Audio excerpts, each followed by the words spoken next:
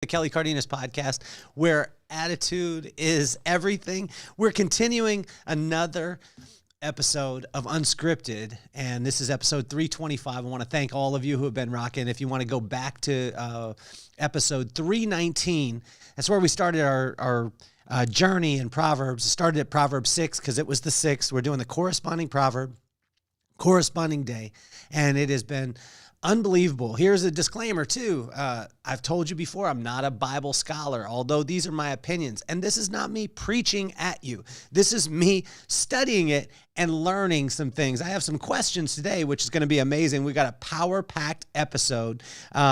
Unbelievable. The book of Proverbs, corresponding proverb, corresponding day. We're going to do Proverbs 11, and I promise you, it is absolute fire. We got 6 points that we're going to hit. It is going to be unbelievable. We're going to touch on leadership, culture, and systems also, and it is going to be amazing. So thank you for rocking with the podcast. Welcome to another episode of Unscripted. Let's go.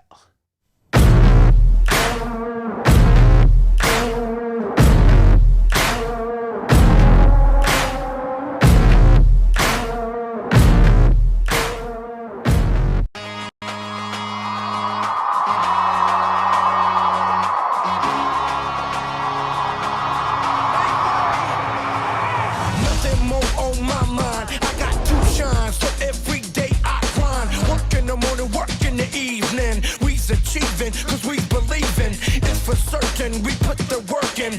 We ain't stopped just because it's hurting right before your eyes. So it's coming to no surprise. The takeover is televised over and over and over again. Make no mistake, we continue to win. Defeat never known, cause I will not lose. They wanna mimic my moves, but can't walk in my shoes.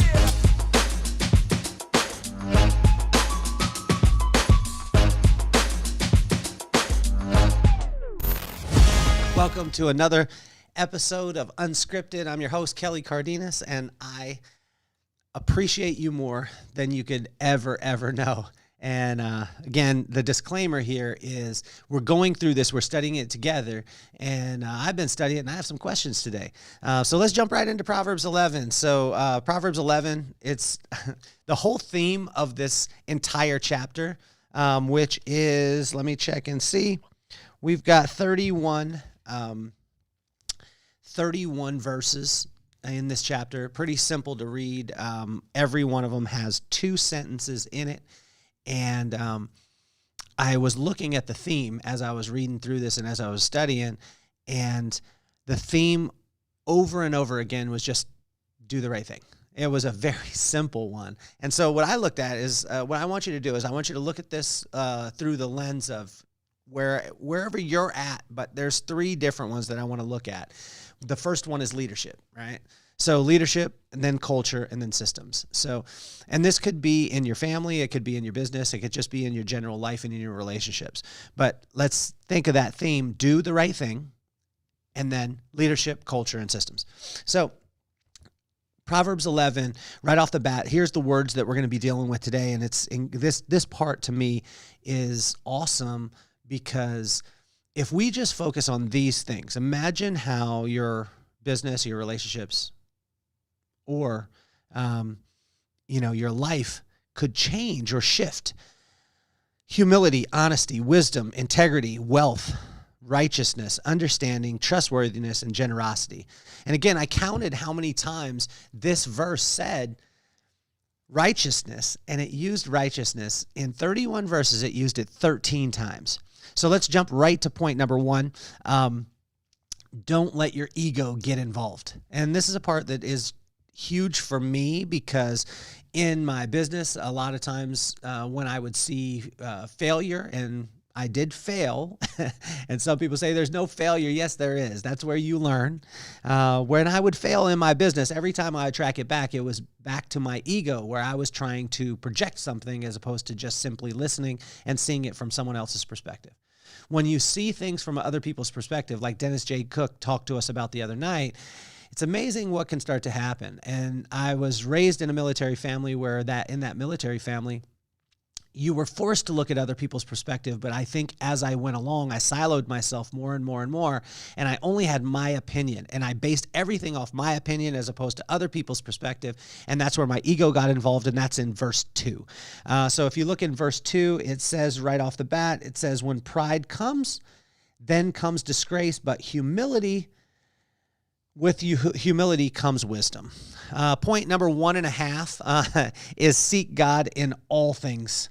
And this one was a big one. It's verse 7, hopes placed in mortals will die with them, and all the promise of their power comes to nothing. And so just seek God in all things. When you seek God in all things, your ego has the tendency to drop down, and you have the tendency to be able to move forward a lot easier. Point number 2 is righteousness pays.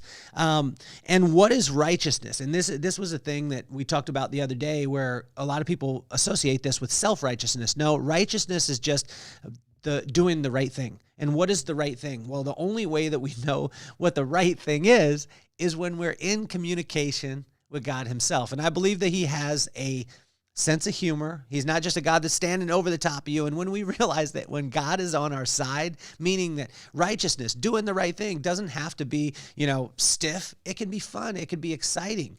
But I want you to realize that God has a sense of humor, and he's laughing with you. He wants to commune with you and have a phenomenal relationship. He's not just this Lord over the top of you saying you can't do all these things. He's saying these are all the things that you can do. But if you do this part, I don't want you to get hurt. I love you more than anything in the world. So here is a path that would work a little bit better. And so righteousness pays, and this was referred to in verse 4 through 6, 8 through 10, verse 19, verse 21, verse 23, verse 28, verse 30, and verse 31. So it just reiterates over and over and over again that righteousness pays, and it compares it against non-righteous behavior, which would be not right for you at the time. And the only way that we'll know right for us at the time is if we stay in communication with God, have a personal relationship with him, as opposed to trying to get to him through rituals. Point number 3, seek counsel. Verse 14, this one's massive. I hear this all the time from my friend Greg Reed. He's the Michael Jordan of the personal development realm. And that guy is unbelievable. He wrote 3 Feet from Gold. I think he's been publishing over 150 books. Got 48 or 50 bestsellers. And he tells me all the time, seek counsel, not advice. What is counsel? Counsel is talking to someone who's actually done it, as opposed to someone who is theorizing about it. So seek counsel. And in verse 14, it says, for lack of guidance, a nation falls, but victory is won through many advisors. Seek counsel. Point number 4, stay out of debt and mind your business. This is amazing, because if you read Think and Grow Rich, I was just reading it, and I'm actually in the middle of it right now, and Robert Kiyosaki talks about this principle. And again, go back to where the foundation was. It's in Proverbs 11, verse 15. And in verse 15, it says, whoever puts up security for a stranger will surely suffer, but whoever refuses to shake hands in a pledge is safe. Stay out of debt.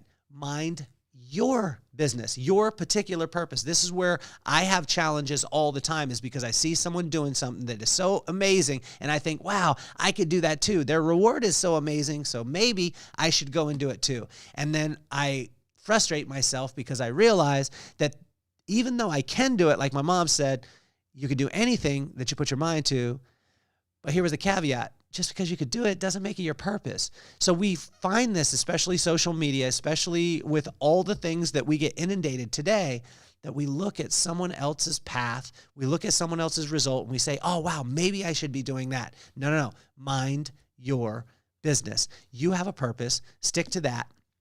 Put your head down. And when you do, what'll happen is you'll see exponential gain.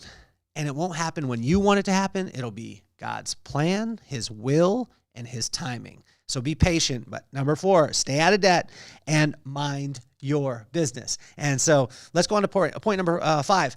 Point number 5 is generosity. In verse 24 through 26, it says, one person gives freely, yet gains even more.